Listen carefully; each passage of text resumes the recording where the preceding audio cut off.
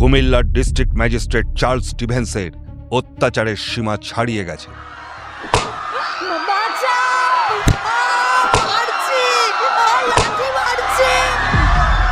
বিপ্লবীরা বারবার চেষ্টা করেও তার ধারে কাছে পৌঁছতে পারছে না।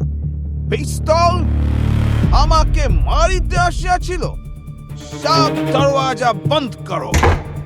নিরাপত্তা এত কড়া, ওনার নাগাল পাওয়া অসম্ভব।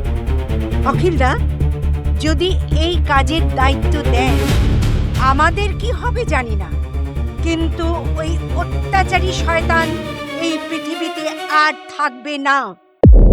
এগিয়ে আসে মাত্র 16 বছরের দুই কিশোরী। অস্ত্র চালানো শেখে আর এক শীতের সকালে পৌঁছে যায় স্টিভেন্সের বাংলোয়।